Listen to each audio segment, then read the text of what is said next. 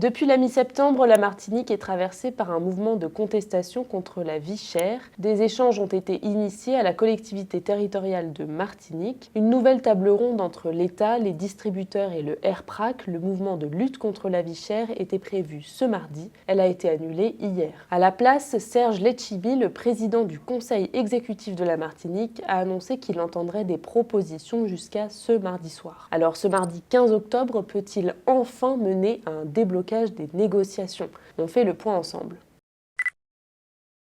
La dernière table ronde en date était organisée vendredi dernier. Sur 26 points de négociation pour faire baisser le coût de la vie en Martinique, les différents acteurs se sont accordés sur 24 d'entre eux. En fait, 2 points posent toujours problème dans ces négociations. D'abord le différentiel. Il s'agit de l'écart de prix entre la métropole et la Martinique. Il s'élève aujourd'hui à 40% en moyenne sur les prix de l'alimentation. Et d'autre part, le nombre de produits concernés par cette baisse de prix. 54 familles de produits sont pour l'instant concernées par cet accord. Cela représente environ 60 000 produits. Alors, qu'est-ce qui bloque? Eh bien, les modalités de cette baisse des prix. L'État propose de passer le différentiel de 40 à 15% en moyenne sur donc 6 000 produits environ.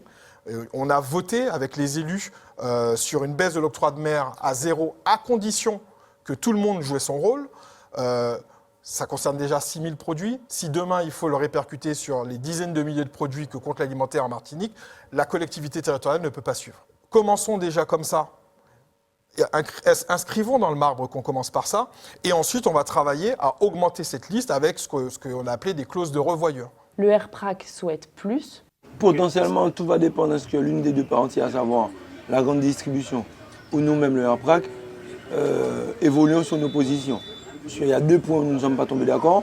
C'est sur le différentiel par rapport au prix de l'Hexagone et sur le tout l'alimentaire. Eux, ils parlent de famille de produits, mais nous, on parle de tout l'alimentaire en fait. La grande distribution, elle, estime que davantage d'efforts ne pourraient être soutenus que par l'État. Nous ouvrons dans l'accord une possibilité de travailler sur un dispositif de compensation des frais d'approche, avec une participation des acteurs privés et une participation de l'État qui reste à définir en fonction du dispositif mis en œuvre. Bref, si tout le monde veut faire baisser les prix, personne ne souhaite réellement payer l'addition. Mais tous ont assuré qu'ils travaillaient à trouver une solution.